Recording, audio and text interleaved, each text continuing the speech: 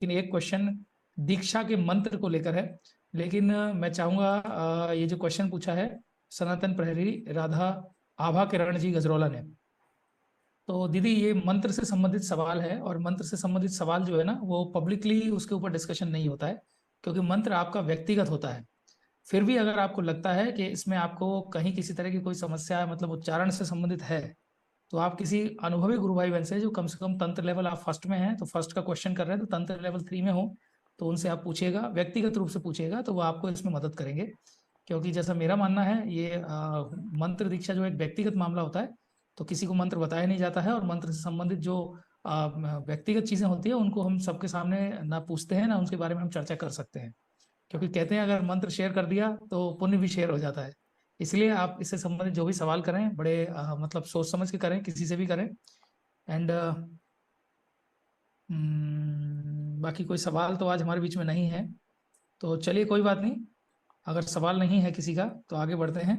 और एक निशा बुरा दीदी पूछ रही हैं, गुरु भाई मैंने तंत्र दीक्षा ली है और मैंने लगभग 30% दशांश कर लिया है, और मेरा कभी भी मन नहीं लगता, कहीं भी मन नहीं लगता है, क्या करूं? न्यू घर भी किराए का घर लगता है, ना ही घर बनने की खुशी है, क्या करूं? तो कोई बात नहीं, इसका संकल्प करिए बाबा से। सिंपल है, इसमें आप तो तंत्र लेवल में है। और दूसरी बात, मन नहीं लगता तो इसका आशय ये भी समझा जाए कि हो सकता है आध्यात्मिक प्रगति ज्यादा हो रही है। तो कहीं ऐसा तो नहीं है आपको लग रहा हो कि हाँ घर परिवार छोड़ के हरियर होके जंगलों में चले जाएं? ऐसा भी नहीं है, क्योंकि हमारा जो दरबार है, गुरुदेव जो हमारे कहते हैं हम गृहस्थी हैं, परिवार में रह के ही हमें अपने कर्तव्यों का पालन करते हुए ही आध्यात्मिक तरफ बढ़ना है।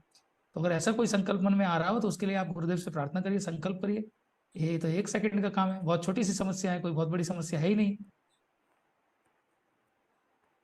पूजा जायसवाल जी, मैंने डीएनए में सिर्फ बेटे को एंड खुद को रखा, पति सही नहीं है, मायके वाले भी साथ नहीं देते, सिर्फ 2 लोग डीएनए में रखे हैं, सही है ना? बेटे को सर पर वही लोग एंड मारा रॉड से, रॉड से भी बहुत दुखी हूँ।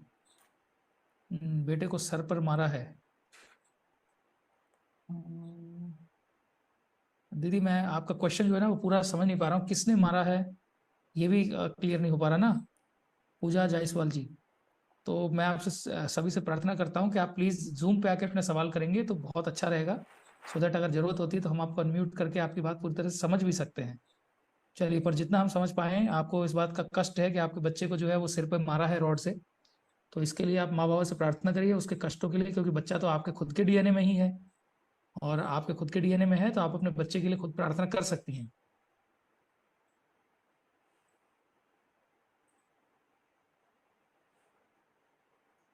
आवाज नहीं आ रही है भैया जी यूट्यूब पर? बिल्कुल आ रही है आवाज, तो यूट्यूब पर मैंने टेस्ट किया है, आप अपना आवाज चेक करिए भैया। तो बहुत बहुत धन्यवाद सभी को। तो आज भजन का टाइम हो गया है, एक बार भजन भी हम सुनेंगे, और साथ में हमारे बीच में रूबी राणा जी ने हैंड रेस किया है, तो एक बार हम रूबी जी की बात भी सुनेंगे। रूबी जी आपका स्वागत है, हरी हर। हरिया भैया। मैं बहुत खुश हूँ कि आज मैं अपना अनुभव शेयर करने जा रही हूँ।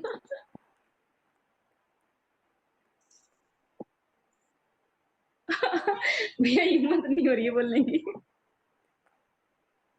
माँ बाबा की बहुत कृपा है मेरे ऊपर, बहुत।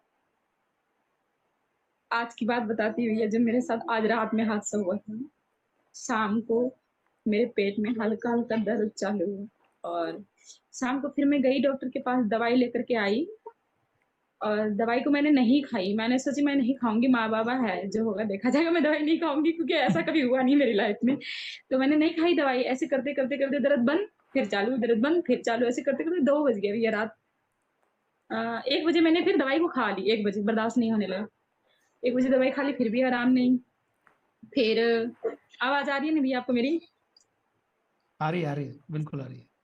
हाँ, तो फिर 2 बजे रात में मेरे को बहुत तगड़ी वाली उल्टी हुई, बहुत तगड़ी वाली, और मुझे लग रहा था ना अब बचेंगे नहीं हम, सांस निकल जाएगा। बच्चे बच्चे सब रोने लग गए। हस्बैंड गाड़ी करने के लिए बात कर रहे थे, गाड़ी करेंगे, हॉस्पिटल लेके जाएंगे।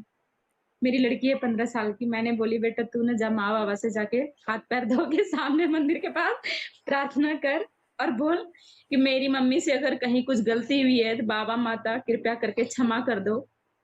मेरी लड़की ने जोत जलाई 2 बजे रात में, आज की बात बता रही हूँ। जोत जलाई और यही प्रार्थना की, 2 मिनट के अंदर दर्द छूट गया। फिर मैंने बोली थोड़ी-सा मुझे भस्म खिला दे, भस्म खिलाई उसने, पानी पिलाई और फिर मैं सो गई। 8 तारीख को होगा भैया मेरा वनडे जो करके आई हूँ मैं पूरा। मैं बताऊं क्या गलती वनडे हुई थी? का क्या बोले? मैं बताऊं आपको क्या गलती हुई थी? क्या हुई थी? बच्चों को मारा होगा, याद करो। मुझे रहती है अभी। और याद मेरा करो, जो याद करो, मैं याद करो, ठीक से याद करो। बच्चों को मारा होगा और माँ ने तुम्हारी कुटाई करी होगी। पता नहीं मुझे ध्यान नहीं आ रहा है। पर मुझे जहाँ तक लग रहा है ना कि आरती के टाइम मैंने खाना खा रही थी मोबाइल में जो लाइव आता है ना रोज़, सुबह-शाम मैं करती हूँ नहा के जोतबत्ती करती हूँ। तो शाम के टाइम मैंने खाना खा रही थी और मोबाइल में उसी हाथ से मैंने आरती भी चला रखी। तो मुझे लग रहा था ये नहीं करना चाहिए मुझे इस प्रकार से कुछ श्रद्धा जो चीज़ होती है मतलब वैल्यू किसी चीज़ की होती है, मुझे ऐसा नहीं करना चाहिए था। फिर मैंने बैठ के माफ़ी माँगी और मुझे माता बाबा ने माफ़ कर दी भैया तुरंत और तुरंत मैं चैन की नींद सो गई। और बाबा की तो मैं वीडियो ख़ैर देख रही थी 4 महीने पहले से करीब। बहुत परेशानी थी मेरे घर में। मेरा बेटा का दिमाग का इलाज चल रहा था 2 साल से। बहुत जी। जगह मैंने इलाज कराई, प्राइवेट हॉस्पिटल में, सरकारी हॉस्पिटल में और तंत्र वगैरह भी जो होता है ना, जैसे गुरुजी बताते हैं, मैंने तो बहुत जगह कराई। बिहार, नेपाल, बंगाल, पता नहीं कहाँ-कहाँ गई, बालाजी वगैरह-वगैरह, बागेश्वर धाम। मैंने बहुत जगह गई और बहुत पैसे वेस्ट की मैंने, बहुत, बहुत तकलीफ उठाई। रात-रात भर मैं सोती नहीं थी, कोई मेरा साथ नहीं देता था। मैं जगे रहती थी, बच्चे को देखते रहती थी। अब बच्चे का वो हालात था ना कि किसी को भी मर्डर कर देगा, भाग जाएगा। एक दिन घर से भाग गया था। जिस हालात में भी भागे, जिस वजह से भागे पर भाग गया। पुलिस वगैरह, एफआईआर वगैरह सब कुछ करा के बैठ गए थे हम और मेरा हिम्मत लग रहा था एक ही बेटा मेरा लाडला है, बड़ा है 18 साल का। 2 बेटी हैं, एक 15 साल की, एक 6 प्लस है। तो मैं डर गई और हर जगह मैंने कॉल कर दी और मुझे लगा कि फिर आत्मा मेरी गई, बेटा गया अब किस काम की, मैं कोई दौलत संपत्ति मेरा किसी काम का है ही नहीं। फिर मैंने दौड़ना चालू की, लेकर के गई एम्स दिल्ली एम्स में, मैं दिल्ली में रहती हूँ। तो गई इलाज वगैरह कराई मैंने वहाँ भर्ती कराई तो वहाँ पे क्या किया एम्स में इमरजेंसी में कराई तो 1 बोतल पानी चढ़ा दिया, दवाई वगैरह दी, 1 घंटा वो सोया वहाँ पे, वहाँ से फिर छुट्टी करा दी, मैं लेकर के घर आई, घर में फिर वही हरकत, फिर मैं लेकर के गई तो भर्ती लिया नहीं, फिर ओपीडी में भेज दिया, ओपीडी गई तो वहाँ डॉक्टर मतलब ले ही नहीं रहे थे, कह रहे थे कुछ ऐसा है नहीं, दवाई चलाओ सब ठीक हो जाए और बच्चा बिल्कुल राजी ना कुछ समझने और ना पति साथ दे, ना मायके वाला, मेरी बेटी 15 साल की है, उसने तो बहुत साथ देती है, अनुज चुप रहो ना कि मैं तो उसने मेरी बहुत साथ देती है। तो फिर क्या कहते हैं, मेरे भैया ने एक मेरे फ्रेंड है, पंडित है वो भी, तो उन्होंने मेरे को मतलब साल भर पहले महाराज जी का लिंक दिए थे। तो सच बोलूँ भैया, मैं जो बताऊँ गुरुजी के बारे में, मैंने क्या अंदर से निकला, ये काले कलर के गुरुजी हैं, कितने बेकार मत लगते बोलो, हैं। और ये ठग के चक्कर में नहीं पड़ना चाहिए। मत बोलो, और क्षमा मांग लेना, गुरुदेव से क्षमा मांग लेना। मैं क्षमा चाहती हूँ मालिक और से। दोबारा दोबारा आपको किसी को बोलना भी नहीं है, नहीं, मैं है ना? आपको शेयर कर रही हूँ, ठीक है? ये नहीं हाँ, बोल नहीं नहीं, किसी को नहीं बोलना। आपके बोलने से ज्यादा मुझे सुनने का पाप लगेगा। और क्षमा चाहूँगी भैया। हाँ, सुनिए आप गुरु गीता जरूर पढ़िएगा। जी, गुरु जी गीता भैया, जरूर जी, पढ़िएगा, है सुनना ना? चाहूँगी। और गुरु गीता जी, पढ़ के जब वो लाइन आपको मिल जाए तो हाँ। माँ बाबा से, महादेव से क्षमा मांगिएगा। जी, ओके, ओके भैया, बिल्कुल क्षमा प्रार्थी हूँ हाँ। इस बात के लिए। तो फिर मैंने इग्नोर कर दी, पर मुझे कहीं न कहीं दिल में लग रहा था कि देखना चाहिए मुझे। फिर मैं बागेश्वर वाले गुरुजी का वीडियो बहुत देखती थी, दिन-रात देखते रहती थी और देख-देख कर के मुझे रोना भी आता था, बहुत रोती भी थी। मैं गई भी अर्जी लगा के आई वहाँ पे, प्रोग्राम हुआ दिल्ली रोहिणी में, मैं 2-3 दिन गई, अर्जी-वर्जी कुछ नहीं लगा, धूप कड़ी धूप में तपती आई बच्चे-वच्चों को छोड़ कर के। उसके बाद फिर मेरे मौसा का लड़का ने गुरुजी का लिंक फिर मेरे को भेजा एक दिन, फिर मैंने देखी और उस दौरान जो मेरा लड़का का हालत बहुत खराब था, खाना नहीं खाया जा रहा था, बिल्कुल भी नहीं खाती थी मैं, 1 रोटी, आधी रोटी खाती थी, बुड्ढी बन गई थी मैं, कुबड़ी होके चलती थी, शरीर में जान नहीं था मेरा और जैसे वो वीडियो देखी ना भैया, मेरे को अंदर से हिम्मत मिला, अब यहीं मेरा बेटा ठीक होगा, यहाँ से मैं अब कहीं नहीं जाने वाली हूँ।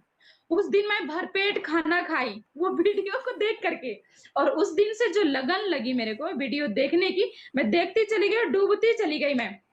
उसके बाद फिर मैं 18 प्रार्थना 18 साल करी। का बेटा है ना आपका? अभी हाँ आपकी जी। उम्र 18 साल की लग रही है। नहीं भैया मैं तो 34 की हूँ। Thank you. बिल्कुल, आपकी उम्र 18 की सी लगती है अभी तो। मैं तो 34 की हूँ और मेरी शादी बहुत कम उम्र में हो गई थी।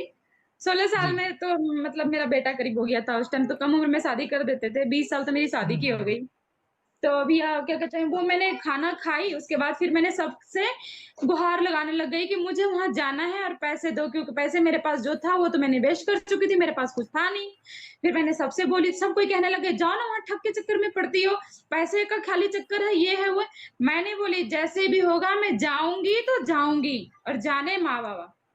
फिर मैंने बोली सबको, पैसा देने को तैयार नहीं हुए, फिर मैंने मामा के बेटा वगैरह-वगैरह रिश्तेदार, नातेदार को फ़ोन करना चालू कर दी, 10,000 5,000 करके, मेरी मदद करो, मुझे जाना है। कोई नहीं तैयार हुआ। भाई, मेरा भाई है, ट्रैक्टर चलाता है, दोनों भाई। तो मैंने दोनों भाई को भी बोलूँ, तो बोला दीदी मेरे पास नहीं होगा, मैं बड़ी हूँ तो भाई मेरा छोटा है, मेरे पास नहीं हो पाएगा, 40,000 तकरीबन होगा। और हो ना हो दूसरे दिन वही कॉल करके कह रहा दीदी 1 लाख हो जाएगा मेरे पास, ले लेना। मैंने बोली ठीक है, उसने मेरे बैंक में ट्रांसफर कर दिया, पैसे मैंने दूसरे दिन निकाल ली जा करके। और फिर एक मेरे फ्रेंड है, जो बाकी बैलेंस जो था तो बोला कि मैं पे करूँगा, चलो। तो सबका खर्चा पानी वही उठाया, मैं गई और मैंने वनडे की, और वनडे करने के बाद जो बदलाव भैया जो मुझे दिख रहा है, हर दिन एक नया-नया कुछ न कुछ ये मैं फ़ील करती हूँ, मेरे घर में किसी को फ़ील नहीं हो रहा है, मैं फ़ील कर रही हूँ। और फिर जैसे कि मतलब बदलाव देखती हूँ, सो के उठती हूँ ना, तो गुरुजी के लिए जो दिल से दुआ निकलता है मेरे लिए, मैं शब्द नहीं है मेरे पास। रोज़ मैं दिल जी। से दुआ देती हूँ। माँ-बाबा को नहीं भी नहा पाती हूँ, किसी दिन अगर लेट हो जाता है, मैं आरती वंदना तो करती हूँ रोज़ बाद में, मतलब सब कुछ करके। पर आरती लाइव अटेंड मैं सुबह-शाम डेली करती हूँ, डेली करती हूँ। बिना नहाए, नहा के बाद में मैं करती हूँ जोतवती जो भी प्रार्थना वगैरह करती, हर शनिवार को और हर मंगलवार को संकल्प भी करती हूँ। आज रात में जब मैं संकल्प पे बैठी थी, हिम्मत नहीं हो रहा था मैं संकल्प कर पाऊँगी। लग रहा था अब उठो, भागो यहाँ से बिल्कुल। और ब्लैक मैजिक जो कहता है ना भैया, ब्लैक मैजिक, वो जो हुँ, देखती हूँ मैं यहाँ पे बच्चों के साथ, मुझे बड़ा सुकून मिलता है। गुरुजी हमारे घर में हैं, माँ-बाबा मेरे घर में हैं। आज तो मेरी बिल्कुल। बेटी को भी सबको मतलब अनुभव हो गया ये, मेरे हस्बैंड पीछे मेरे नहीं, खड़े थे। हमारे हैं, हमारे घर में है। हमारे घर में, सॉरी हमारे घर में। हाँ, तो रात में जब ये हो रहा था ना चमत्कार जैसे हुआ, छूमंतर 2 मिनट में पेट का दर्द आराम। मेरे हस्बैंड पीछे खड़े थे, कह रहे थे मैं मतलब गाड़ी करूँ, ये करूँ, माँ को मेरे फ़ोन कर दिए। अब माँ ने कॉल कर दिए गाँव से, मायके से मेरे, तो मैं कॉल कैसे उठाऊँ? मैं तो हिम्मत नहीं था, मैं ऐसे कर रही थी बाथरूम में बैठ के, कोई बचा लो माँ जी, बाबा जी बचाओ। हिम्मत नहीं हो रहा था मेरे को, मैं अब बचूँगी, बच्चे बेटी मैं कह रही थी, अब मेरे तीनों बच्चे को कौन देखेगा मुझे, कोई हो जाए, कुछ हो जाएगा तो। हस्बैंड तो साथ देने से गए, मायके में कोई मेरा साथ नहीं है भैया। फिर मैंने बोली बेटी तू जा, बाबा के माँ से प्रार्थना कर कि मेरी मम्मी से अगर कुछ भूल हो गई है तो कृपया करके माफ कर दो। इन्होंने हाथ पैर धोई, जोत जलाई 2 बजे रात में और ये प्रार्थना की। फिर मैं बाथरूम से धीरे-धीरे ऐसे करके उठ के आई, मंदिर के सामने बैठ के फिर मैं प्रार्थना की और मैंने यही बोली, अगर कोई बुरी शक्ति भी है मेरे पीछे, कृपया करके माँ-बाबा उसे नष्ट करने की कृपा करो और मेरे को दर्द जो हो रहा है सहन करने की शक्ति दो और मेरी रक्षा करो। भैया 2 मिनट में छूमंतर हो गए, फिर मैंने बोली बेटा भस्म दे दो मेरे को थोड़ा-सा, दिए, मैंने खाई पी और सो गई 2 बजे रात में। बिल्कुल, ऐसे अनुभव हम सबके साथ में हैं। हर व्यक्ति के पास में छोटे-छोटे और बड़े-बड़े, बड़े से बड़े अनुभव हैं। जी। ज़रूरत है उनको सबके सामने शेयर करने की, अपने अनुभव दूसरों अभी तक तो मैंने पहुँचाने की, वन जिससे डे की दूसरों हूँ का भी भैया, अनुभव अभी हो। मैंने वन डे की हूँ। मेरे को गुरुजी बोले हैं अभी महामृत्युंजय भी करना है और दरबार की तरफ से गुरुजी बोल रखे हैं मेरे को, वो जो महाहवन होता है, वो जी, अभी जी। मेरे को स्लिप मिला हुआ है। तो मेरे को समय नहीं मिला इसलिए मैंने डेट डलवा करके आई हूँ। 10 दिसंबर का डेट है, मैं 10 दिसंबर को फिर जाऊँगी माँ-बाबा के शरण में और बस यही है। अभी तो वन डे का मैंने अनुभव शेयर किया और मैं बहुत खुश हूँ, अपने बच्चे को लेकर के। बहुत जगी भैया, बहुत परेशान हुई और मेरा ये कहना है फिर तो अनुभव है कि सच में जैसे सब बोलते हैं ना, मैं आपका वीडियो देखते रहती हूँ, अक्सर वीडियो देखती हूँ और अभी तो मैंने मैसेज भी की थी कैसे देखूँ, फिर मैंने देखी उसमें आपने वो मीटिंग आईडी वगैरह सब दे रखे, मैंने क्लिक की फिर कि मतलब कहीं ठीक नहीं होता मेरा बच्चा और यहाँ से मुझे उम्मीद जगी हुई है, अब कहीं जाएँगे नहीं। सुबह भी मैंने बोली किसी को कॉल पे था, मैंने बोली अब कहीं नहीं जाऊँगी। एक आदमी बोले मेरे को, फ्रेंड बोले मेरे को कि चलो डॉक्टर के पास अल्ट्रासाउंड वगैरह करा लेते, पेट में दर्द अक्सर होता है, क्या बात है? ऐसे मैं बोली अब कहीं जाना ही नहीं है मुझे, मैं कहीं नहीं जाऊँगी अब। तो ये है भैया मेरा अनुभव, गलती होगा तो माफ़ करना बहुत कुछ। सुंदर, नहीं, नहीं। सब माँ-बाबा बिल्कुल ऐसा कुछ नहीं है, हमसे गलती होती भी तो माँ-बाबा अपने आप ही स्वतः ही क्षमा करते हैं आपको, जी, बहुत दयालु हैं वो। बस बहुत दयालु है माँ बाबा, घर इतना में तो मुझे पता चल जो गया कि माँ मुझे बाबा लग की रहा है कि लाडली है, मेरे से बहुत एक प्यार शक्ति करते ऐसी हैं माँ बाबा। एक शक्ति माँ बाबा को ऐसी खोलनी चाहिए जो बच्चों की कुटाई पिटाई करते हैं ना, उनकी भी कुटाई पिटाई सबकी होनी चाहिए। एक शक्ति गुरुदेव की ऐसी खुल जानी चाहिए। माँ बाबा की क्योंकि लाडली और कुछ नहीं है मैं, मुझे बताते यकीन कोई है नहीं है। माँ बाबा की लाडली हूँ हाँ। मैं। हम्म। आप तो लाडली हो, लेकिन वो भी तो तीन जो घर में, वो भी तो लाडले हैं, वो आपसे ज्यादा जी जी, लाडले हैं। बिल्कुल मूल बिल्कुल मूल से बिल्कुल। मूल से ज्यादा क्या ज्यादा जरूरी होता है? सूद। मूल से ज्यादा लोभ इंसान को किसका होता है? सूद का। है ना? तो जी वही स्थिति है, घर में छोटे छोटे बच्चे होते हैं, मार देते हैं, पीट देते हैं, हमें पता नहीं होता है कब माँ माँ कब आपको भी पीछे से खींच के लगाती है, तब बाद में फिर रोते फिरते हम। हम्म। चलिए, जगदीश भाई हैंड रेज कर रहे हैं। जगदीश भाई स्वागत है। अरे बाबा जी की, अब ये जो बहन जी बोल रहे हैं ना कि गलती हो गई, जी गलती नहीं हुई, एक्चुअली वनडे करके आए, वो गंदगी निकल रही थी, उनको संकल्प प्रार्थना करना था, वो निकल जाता। और ये बिल्कुल महावन के लिए बोल रहे हैं तो 10 दिसंबर के लिए तो पहले जाए तो और बढ़िया, क्योंकि महावन मिला है, इसका मतलब असाध्य रोग है।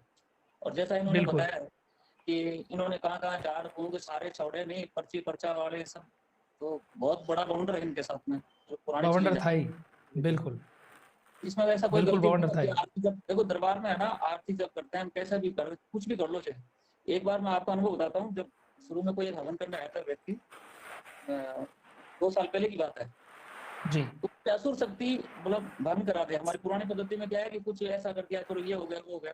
वो हवन कर रहा है तो हवन बस बुझ गया, तो उसके अंदर फूंक मार रहा है जैसे चूल्हा जला रहा है, समझ रहे हो? अब उसमें भी नहीं हुआ, वो पूरी प्रक्रिया करके निकल गए। तो अब ये भाव तो समझ लो स्मरण के हमारे रहनी नहीं चाहिए, कोई त्रुटि नहीं है। गुरुदेव बोलते हैं गलती करो तो सही, हम तो गलतियों के भंडार है पूरे, बिल्कुल संसार पूरा बिल्कुल। गलतियों से ही भरा हुआ है, उस साइड को ध्यान देने जी की कोई जरूरत नहीं, बस इतनी बात बिल्कुल है। ऐसा कुछ भी नहीं हो, बस ये चीज। बिल्कुल। त्रुटियां होती भी है तो माँ बाबा सुधारते हैं, हाँ साथ के वो साथ ही जानते हो, सुधारते हैं। बिल्कुल बाबा, बिल्कुल। और बाबा इसीलिए बिल्कुल आप जो हवन करते हैं उसको सिद्ध हवन इसीलिए कहा जाता है। सिद्ध हवन है, सिद्ध हवन का मतलब है वो तो सब कुछ किया किया है, सिद्ध है, आप कैसे भी कर लो। रेडीमेड है। हाँ, हाँ, कैसे भी कर देखो लो, आप, रेडीमेड है, वो तो सब कुछ आपको किया है। आप तो बस ओम नमः शिवाय करके अग्नि प्रज्वलित हो गई, बस आपका काम खत्म है। आपको उतना ही करना होता है, बाकी सब तो माँ करते हैं, बाबा करते हैं, और गुरुदेव एक करते अभी हैं। जो पहले वाले जो भाई साहब है नेपाल से, इनका बहुत जी भाव, इनके भाव को बहुत बहुत प्रणाम, मैं बाबा को प्रणाम कर रहे हैं कि ये तो कितने दिन जुड़े हैं इनको, और इनके भाव, इनका समर्पण देखिए। और एक मेरे व्हाट्सएप पे एक ना आ रहा है, कोई हमारी कोई हरियाणा का ही है, अनिल अनिल करके है, पहले करौली राजस्थान में थे। तो उन्होंने बोला 3 लाख खर्च करके आया, हमारा 1 पर भी फायदा नहीं हुआ। और इनका वीडियो बनाकर मैं डालूंगा। अभी मेरे व्हाट्सएप से जुड़ा है, जबरदस्ती मेरे मैसेज डाल रहे हैं, कभी वो तो केयर उससे। तो बड़ी विडम्बना है ये चीज की, जब जान के नहीं आते ना दरबार को, तो ये बहुत बड़ी परेशानी होती है, और दरबार की बात आगे जाने में बहुत परेशानी होती है। जबकि अब आज मेरा अगर परिवार सही नहीं हो तो मेरा समाज वाले कहाँ पहुंचेंगे, नहीं पहुंच पाएंगे। तो जान के आते नहीं, सिर्फ पैसा लेके जाते हैं, पैसे के दम पे हम दरबार पर उंगलियां उठाते हैं। ये झाड़ फूक वाला समझते हैं ना, तो पुरानी चीजें है ही ऐसी, वहाँ पैसों की जरूरत नहीं, भाव की जरूरत है। आज हमारा देख लो इतना सब कुछ चला, आज वनडे करके बाबा ने कैसे भी करके कराया, लेकिन पैसे की जरूरत नहीं पड़ी, यहाँ भाव और श्रद्धा की जरूरत पड़ी। एक परिवार में एक किसी की जरूरत है। अब बहन जी के भाई इन्हीं का समर्पण हुआ ना, तो अब ये बड़ी लीडर, तो इनकी कुटाई होगी, इनकी जो गंदगियां निकलेगी, ये बाहर जाके इन्होंने पहले सारा समेट के आए, समस्या के समाधान के लिए घूमता ही है आदमी। तो इसमें कोई दिक्कत नहीं है, ये तो बस अब दरबार की प्रक्रिया को ध्यान दे, कुछ भी नहीं है। दवाई डॉक्टर के पास कर कोई मतलब नहीं, ये सब गंदगी देकर भगने वाली थी इनको। इनके समर्पण भाव था कि बच गए, घर में निपट गया मामला। तो चलिए बढ़िया, अच्छा है, सब कुछ ठीक। आज आनंद आ गया। जय बाबा जी की। जय बाबा की।